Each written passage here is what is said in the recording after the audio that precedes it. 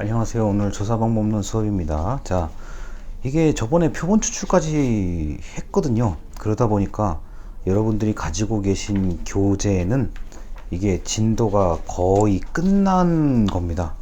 그래서 이게 뭐를 더 해야 될까 싶을 정도로 사실은 오늘은 이게 뭐 책에서 새로운 내용을 할 게 없어요. 그래서 제가 이제 여러분들한테 뭐 오늘은 뭘 할 거냐면은 이 책에서 뭐 이해를 한 번에 하시는 분도 있겠지만 못 하시는 분들도 있을 거란 말이에요. 이 책에서 이거 지금 이 책을 제가 뭐 앞에 좀 했다가 뒤에 조금 했다가 이렇게 왔다 갔다 하면서 정리를 이제 저 수업을 했었는데, 이게 여러분들이 나중에 사회복지사 자격증을 취득하셔서 사회복지를 만약에 하시게 된다면 이게 실무적으로 좀 알아야 되는 것만 한번 오늘 골라서 다시 한번 설명드릴게요. 그러니까 이거를 해야 여러분들이 다음 주에 제가 이제 통계 관련된 표, 여러분한테 통계 분석을 하는 게 아니라 통계 분석을 읽을 수 있는 건 좀 능력은 있어야 될 거 아닙니까? 그래서 그거를 좀 제가 설명을 다음 주에 드려야 되는데, 사실 이제 많은 분들이 통계 분석 표를 그냥 대본 그냥 이게 이렇게 빨리 읽고 싶은 마음에 공부를 하시는데, 그것도 중요하지만 사실은 이 방법론을 정확하게 알아야 돼요. 왜냐면은 너무 이상하게 이해를 하거나 너무 모르고 이제 뭐 조사를 한다 그러면은 열심히 다 해놓고 다 틀린 걸 이제 할 수밖에 없는 거거든요. 그러다 보니까 제가 이제 오늘은 요 교재에서 그러니까 실제 사회복지 현장에서 여러분들이 한 번쯤 겪을 수 있는 것만 골라서 얘기를 한번 해볼게요. 그러면은 아마 이 책에서 이 책에서 사용되는 지금 이 책이 한 200 한 50쪽 정도 되는 책이거든요. 제가 볼 때는. 근데 실제로 여러분이 만약에 이걸 가지고 정말 딱 현장에서 마주칠 수 있는 내용은 한 30쪽 정도 내용이에요. 제가 보기에는요. 그래서 너무 이제 이론적이거나 너무 우리가 공부 때문에 배우는, 또 때로는 뭐 이게 사회복지사 시험 때문에 배우는 그런 거 말고요. 이제 우리 실제로 이제 알아야 되는 것만 제가 한번 골라서 공부를 한번 해보도록 하겠습니다. 자, 이제 오늘 이 수업 같은 경우는 맨 앞장부터 차례대로 한 번씩 넘어가 볼게요. 이제 골라서 제가 발췌를 할 겁니다. 자, 다시 한번 말씀드리지만 시험이 아니라 실제로 쓰이는 거에 대한 얘기예요. 자, 그래서 우리가 열심히 공부했던 뭐 연역법과 귀납법 같은 거는, 그리고 뭐 절대론적 관점, 상대론적 관점.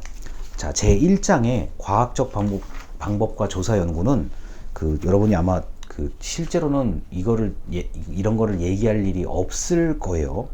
과감히 넘어갑니다. 자, 제 2장 연구 문제 형성인데, 자, 이거는 연구 문제 형성에서 여러분들이 가장 이제 조심해야 하는 거는 31쪽에, 자, 연구 문제란 연구 또는 조사하고 싶은, 내가 알고 싶은 게 뭔지를 이제 의문문 또는 그냥 일반적인 문장으로 이제 얘기를 하는 게 연구 문제인데, 연구 문제를 찾으려면은 내가 생각하는 그 내용과 가장 비슷한 연구가 어떤 게 있는지를 찾아야 되는, 이른바 자료를 잘 찾아야 성공합니다.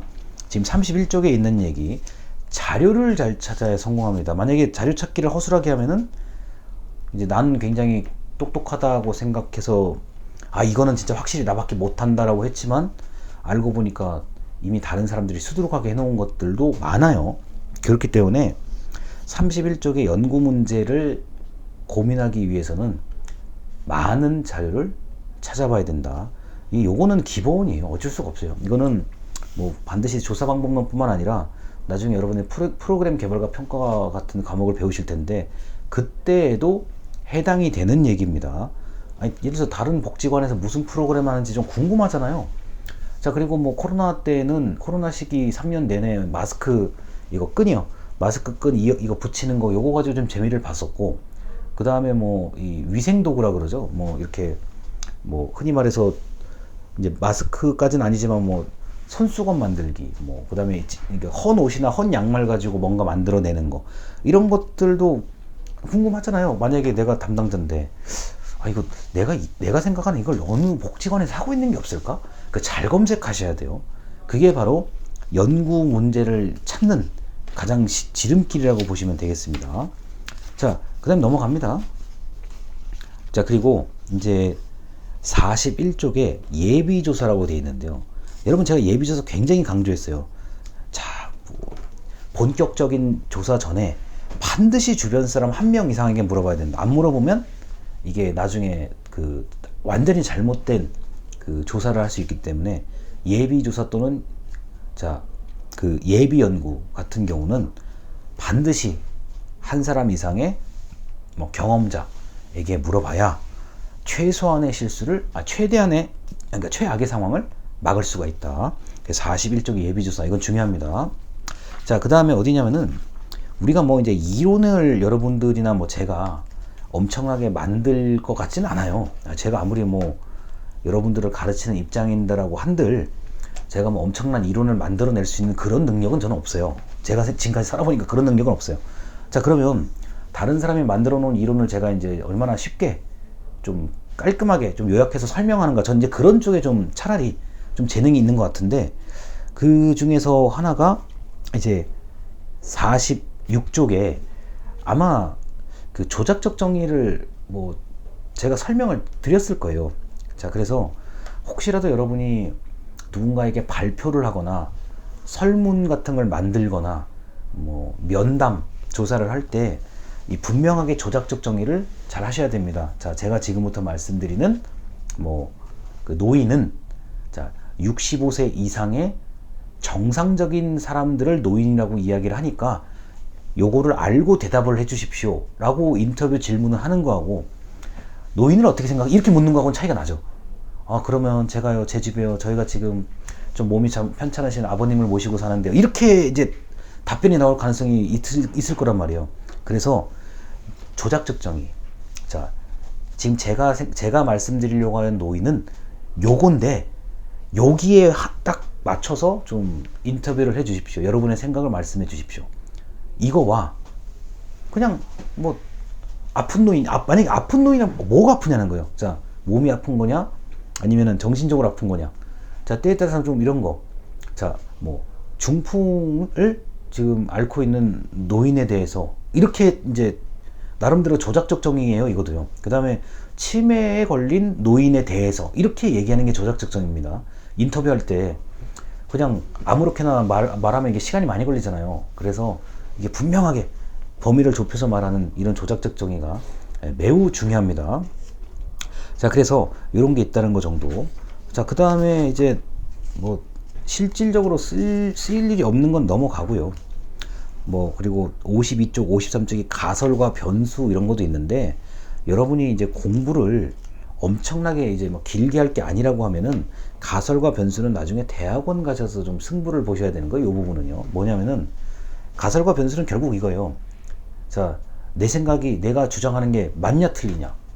맞으면 내가 주장하는 거 가설, 그 가설이 맞으면은 상당히 뭐 설득력을 갖추기 시작하는 거고, 뭐 내 가설을 가지고 내가 실험했는데, 내가 연구했는데 맞았다. 근데 그 방법 똑같이 다른 사람들한테 이게 다 맞았다 그러면 이제 엄청난 이론이 되는 거고요. 자, 변수는 마찬가지요. 자, 원인과 결과. 자, 이상하다? 이거는 결과는 있는데 이게 왜 이게 생겼는지 모르겠다. 그러면 이제 그거는 좀 공부를 오래 하셔야 되는 거고, 보통 우리는 이렇게 얘기하잖아요. 야, 지금 뭐뭐 때문에 이렇게 됐고 저거 덕분에 이렇게 됐어. 이제 이렇게 얘기하면 끝이잖아요. A는 B다. 뭐 이 정도잖아요. 그래서 이게 사실 공부하는 입장에서는 개념과 가설, 그 다음에 변수가 무척 중요한데, 그게 아니라고 하면 이 부분도 우리가 교과서적으로 공부하는 게 전부 다라고 보시면 되겠습니다. 자, 그래서 이렇게까지 딱 넘어가면은 여러분, 이게 60쪽까지 끝난 거예요. 그러니까 우리가 좀 냉정하게 얘기해서, 자, 이 실제로 좀 도움이 되는 거냐 안 되는 거냐, 요 기준 가지고 분류를 하면은 뭐 우리가 뭐 한 학기 동안 조사 방법론 배우는 이유가 없죠. 그냥 한 2시간이면 딱 끝나요. 이거 실제로만 만약에 이거 말씀드린다 그러면은. 근데 그렇게 할 수는 또 없기 때문에 이렇게까지 한번 해서, 자, 오늘은 제가 지금 신신당부해 드리는 말씀이지만, 진짜 실제 현장에서 쓰이는 그 정도의 수준의 것만 골라서 한번 책을 제가 한번 읽어보는 겁니다. 일단 여기까지입니다. 감사합니다.